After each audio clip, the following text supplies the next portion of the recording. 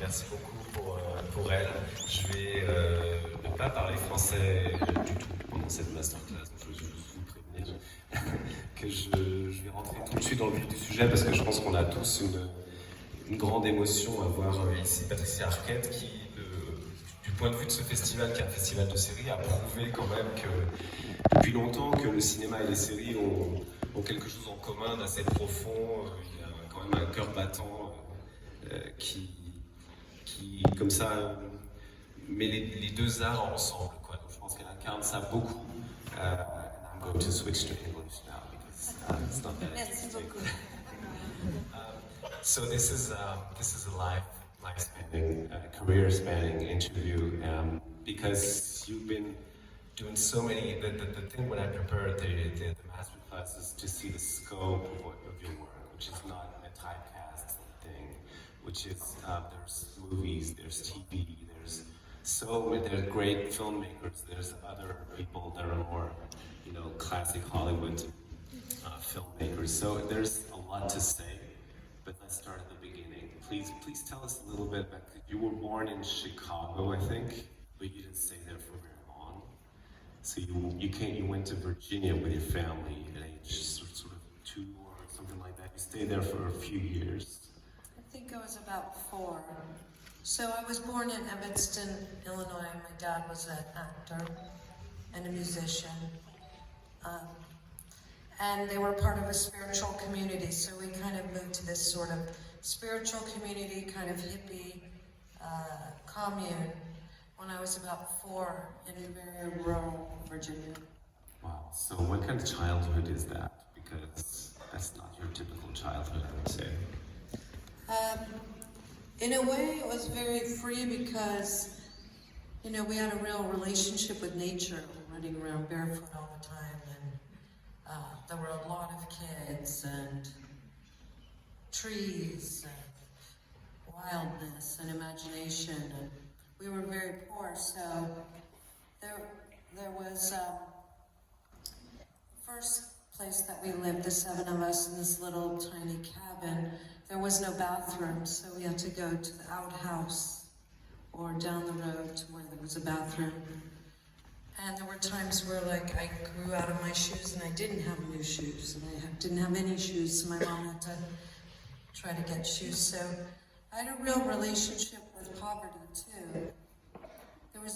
But we were all poor, but I understood what it was to be hungry and what it was to be cold and what it was to be poor. And when did art come into your life? Was it because your family was made of actors and your siblings were all actors, or at least most of them in the business? So, but as children, I guess there would be something about, I don't know, plays or family plays or things like that. I think art came into my life before I was born. My great-grandparents were in vaudeville.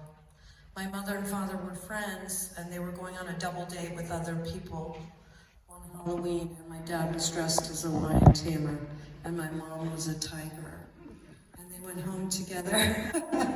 So, there was always imagination and play, and even though we were very poor in that hippie commune, we went to go see Fiddler on the Roof. Was one of the first movies I saw. We saw a few when I was living there.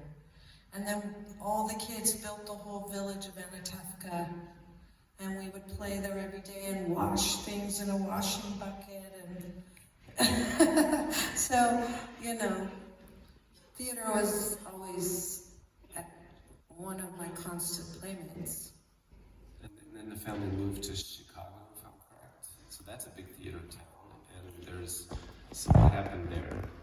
My dad was doing industrial films and commercials, and he was in Second City.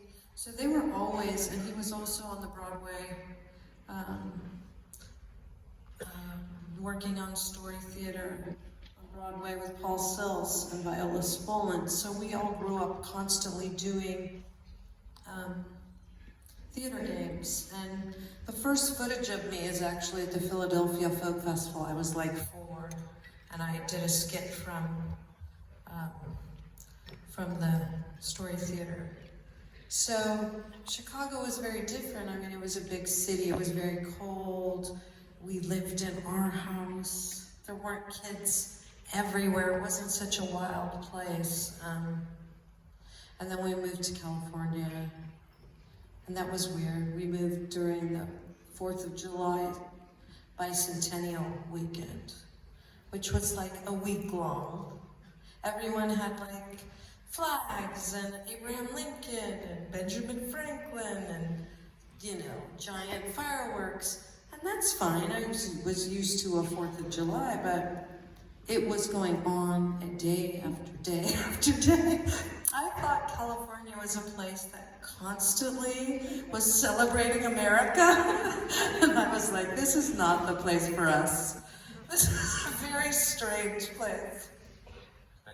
Did you think of becoming an actor at the time? Was moved to California because, was it in the back of your head, or were you too young to think about that? I think at some point in California, more than wanting to be an actor, because when you're being raised by a real working actor, you see how hard it is.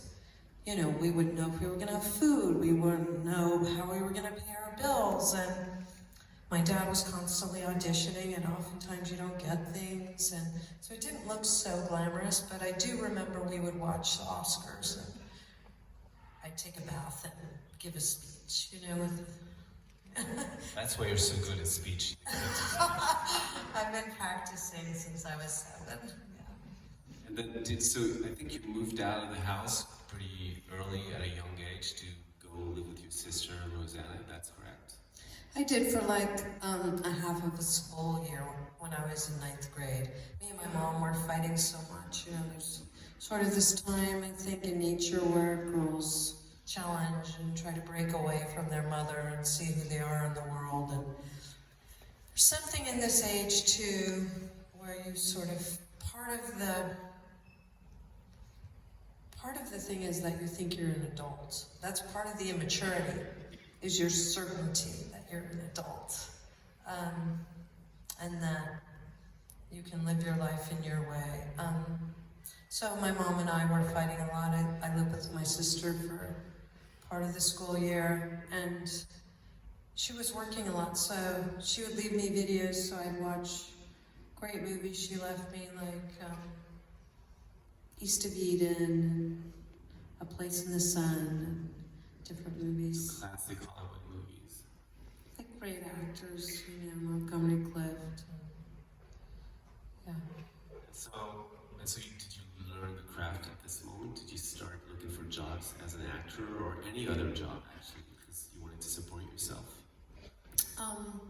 Well, I feel like I've been learning my craft since I was born, because my dad started us with those theater games, which are very fundamental if you want to improvise in TV or movies or whatever.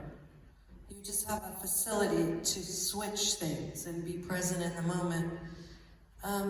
But I didn't start taking acting classes till I was like 17. I kind of had a split vision. I wasn't sure if I wanted to be an actress, because I was kind of actually very shy, which you probably saw when I came in.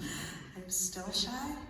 I'm also extroverted, so I'm a weird combination, but I also wanted to be a midwife, so I was working at Planned Parenthood, and I worked at parades selling horns and popcorn, and I just knew, you know, growing up poor, that you have to make money to get out, you know. So when did the casting process start? When did you start, or actually go to maybe classes, acting classes? Did you go the sort of the usual way? When I was a kid, I wanted to audition, and my parents were not very excited about that, but they let me. But then very quickly, I really didn't like the whole vibe with the kids and the moms and the competition, and it just felt very weird. So I waited. Then I was about 17. I told my sister I might want to be an actress, and she paid for my acting classes. So that's when I first started getting on stage, doing scenes, and getting criticism and feedback, watching other actors, and thinking about the choices they were making. You said your sister offered to pay for the expense linked to that. So that means that was sort of you were emancipating from your family, from your parents, basically, because they were not involved in this choice that you made. Well, they definitely, my mom was very strongly, she really wanted me to do something else. She was like, no, your principal said you could be a lawyer or a doctor, why are you going to be an actor? You know, understandably, it had been a very difficult life, and it's very rare that you're successful, and I think she was probably worried about me as a woman too, you know.